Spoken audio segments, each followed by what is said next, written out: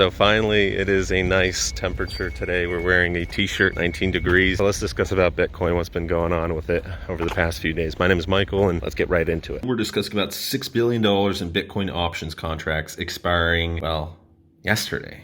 And this is good. By the way, Decrypt, really recommend them. Sometimes I actually prefer them over CoinDesk, Cointelegraph, and any other cryptocurrency news source that you might use. Although Reddit is a pretty good source. So, well, they expired. And that's good. Because what's that mean? Don't mind me not wearing this shirt. It is hot in here. You might think I'm crazy because it's still March, but I don't know why. For some reason, this apartment gets so freaking hot that I was sweating by this time in like last year, April, somewhere like that. So I know within the coming weeks, it's going to be a disaster here. It's just, it's horrible. It's super loud here, but welcome to Polish Communist Construction. Yeah. So we already discussed about this, made mention of it on Kubera on a recent video where we knew that this was one of the main reasons that Bitcoin's price fell from 56, 57, 58,000. I mean, it peaked at 61,800. But it was chilling around 56, 57, and then it fell down to bam, all the way $51,000. That's quite a drop. And a lot of people were freaking out. But those who could were buying the dip, and they don't care because they know that $70,000 is inevitable probably within the next few weeks. Maybe it comes April, maybe it comes even for Easter, nice little Easter bunny present. Maybe it's going to be before summer starts, but it's coming. I definitely am confident about that. A lot of people are confident with long-term bullish sentiment for this year, for Bitcoin, for cryptocurrency, for NFTs, for everything. So if we hit $100,000, that might happen, might not, but I think that the chances are definitely getting higher and higher for us hitting $100,000 possibly by the end of summer, maybe, who knows, but if not, maybe by the end of the year. Some people are saying as high as 300, 400,000. I'm aiming a little bit lower because it's always just better to play it safe, right? Maybe we get to 150,000. If we do reach 100,000, it's safe to say that we have a better chance, obviously, of hitting $150,000. But $100,000 is huge. That is one of the largest psychological points, besides the $20,000 and $50,000 that we broke. But $20,000 back in 2018. As soon as we surpassed that, boom, everybody's like, I'm done. See you, goodbye. And you saw as soon as we hit $60,000, it didn't go immediately to $62,000. It went back below. And it took a while for it to get back above $60,000. There was constantly a fight back and forth between people. And we hit over $61,000. But then, again, corrections. It's constant battles all over the place. People who are shorting Bitcoin, people who are just going long, people who don't care. They're learning about Bitcoin right now. So a lot of people were dumping Bitcoin because of what was to happen, which already expired. So it happened, it did, and the fear kind of ran out. Now we're back into a bullish phase, I guess. So normal correction, there's always going to be events that are either positive or negative, and people are always fearful, well, what will come out of these events? And as soon as we surpass these events, everything's back to normal. So that was one of the main news stories of this week. There was a dip because everyone was afraid of it. It passed, and now we jumped up over 5-6%. And currently, as of recording this video, we are at a Bitcoin price of $56,026.50. So that's not bad at all. Ethereum's doing a little bit worse at $1,718, but that's all right. So in total, there was $6.4 billion worth of options contracts. And for the newbies out there, in layman's terms, let me explain how this works. So Bitcoin options contracts, maybe you've heard about that. Maybe you've heard about Bitcoin futures. It's a way to speculate using the Bitcoin market. Bitcoin futures and options and all this stuff, I wouldn't recommend it if you're new to trading because it's definitely going to increase the risk. When you trade with Bitcoin futures, it obligates you to purchase Bitcoin at a price in the future, as the name would state. So when the contract expires, wherever that is, whether it's a month from now, 12 months from now, next week. So quick explanation, which is less riskier? Options contracts are less riskier than futures. Why? Because futures buyers have to purchase Bitcoin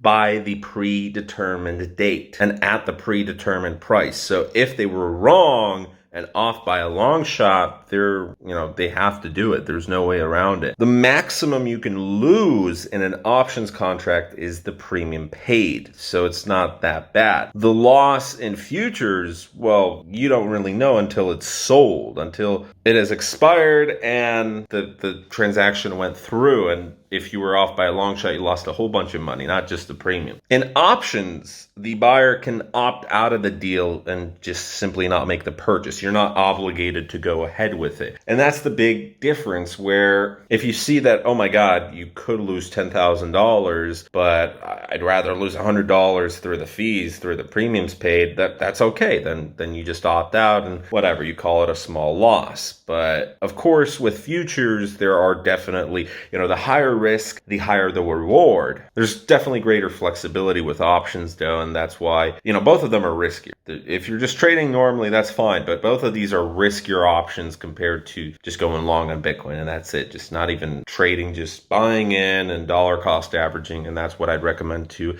99% of the people out there probably watching this as well. So a buyer has a right, but not an obligation in options contracts to make the purchase whenever they want. And this can happen anytime before the predetermined date. Futures, you can only do it at this time for this amount. That's it. So hopefully you understand that. Using the example of Bitcoin, let's say you wanted to purchase Bitcoin for $44,000, and in the future, it goes up to $70,000, right? You're getting a steep discount. Well, if you're right, and on the predetermined date that you chose, everything works out well, you're able to save a bit of money, you're able to make yourself a lot. If you're wrong, however, and the market goes against you, and Bitcoin drops to 37,000, you're stuck paying 44,000 per Bitcoin and the fees. So you can see how it can be very risky, because a lot of people go months and months into the future. So with futures, you don't need any advance payments apart from the brokerage fees.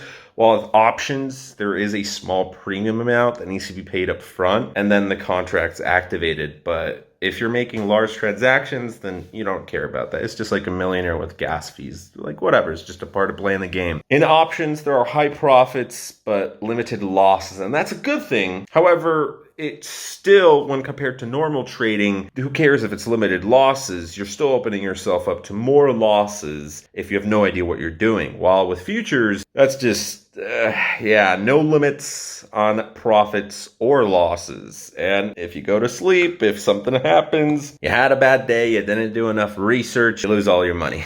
You get wiped out. Now, when you trade on margin, which is what most people do, you don't need to trade futures or options without margin, but that's what a lot of people who don't have money, they decide, hey, let me just borrow money on margin. And if they screw up, that's when you can get liquidated completely and lose a whole bunch of money. So you can borrow, let's say, $9,000. You don't have that $9,000. But if you screw up, you lost $9,000. And that's how sometimes people can go negative and into debt. So people purchasing options contracts are hoping that they can purchase Bitcoin at a bargain price of, let's say, $40,000 in 6 months, or $50,000 when it's $100,000. There was a lot of concerns that all these $6.4 billion of options that were due to expire, they thought it would be a huge dump, because when suddenly people are purchasing Bitcoin, they're dumping it on the market. They just want to get rid of it, see you goodbye. But it turned out to be, a false fear, nothing to be afraid of, and Bitcoin rose a few percent. So nothing bad happened. Currently, it surpassed $56,000 again. With options, usually they tend to group up at the end of the month, and here we are at the end of the month. If enough traders chose to redeem all their Bitcoin, they could technically sell and dump all their Bitcoin, and it would lower the price temporarily, though. There is something worth noting, though. However, next month, the tax deadline got moved. It was supposed to be this upcoming April, right? But it moved to May. It was extended by another May. It was extended by another month, and that's because of the pandemic. The IRS, the Internal Revenue Service, has pushed it back, so businesses and everybody's able to better prepare for it, and probably the government themselves are better able to prepare for that. And with stimulus checks and all of this stuff, it makes it just a little bit more complicated, right? And obviously if someone's sick. But that's also another thing to look out for, because stuff happening related to the pandemic, related to stimulus checks, related to taxes, related to all of this stuff, external factors definitely can play a role with Bitcoin's price. As we've seen in 2020, there were plenty of events that had an indirect effect on Bitcoin, but most of them were positive, so that's also a good thing. I don't think that we have to worry too much about the futures, Bitcoin futures and Bitcoin options and all of these contracts. Screw that. Who cares? Bitcoin has broken through resistance many times before. Many people have lost and been liquidated on their accounts trying to short Bitcoin, and right now we're in a bull market. So unless you are that individual who made money shorting the market in 2008 and a super genius, it's probably better to just ride with the tide instead of against it while we're still in a bull market. A lot of experts say that the options flows are still not at a point where they're large enough to move markets. So whatever that amount is, whether that's 10 billion, 50 billion, 100 billion dollars, it's hard to know the exact amount, and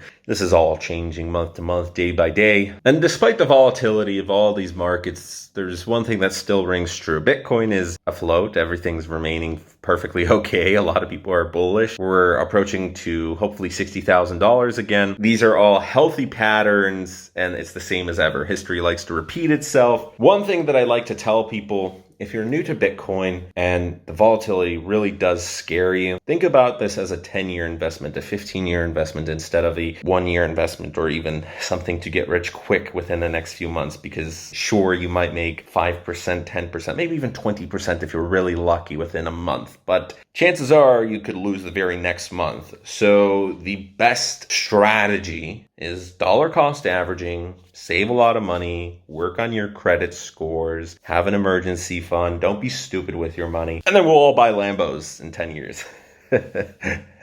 No, don't buy a Lambo unless you can afford it. As in, you could crash it and buy plenty more, because there's so many more important things. But Bitcoin will definitely be at a good point in 2030.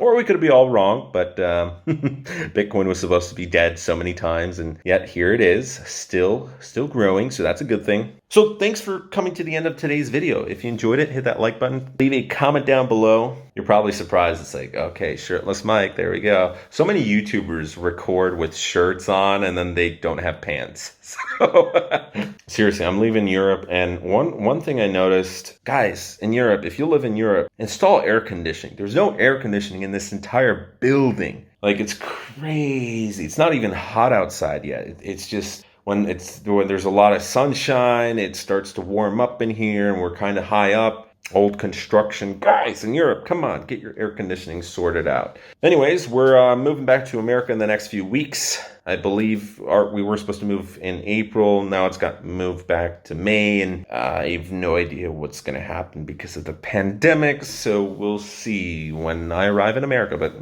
the days are ticking by. So if you haven't subscribed yet, subscribe, and we shall continue making videos on a daily basis. Thank you, and we shall see you guys tomorrow. Namaste. Thanks for watching today's video, guys. If you enjoyed it, hit that subscribe button. Please leave a like, comment, and share, and we shall see you guys in the next one. Thanks for your continued support. Have a good one. Bye.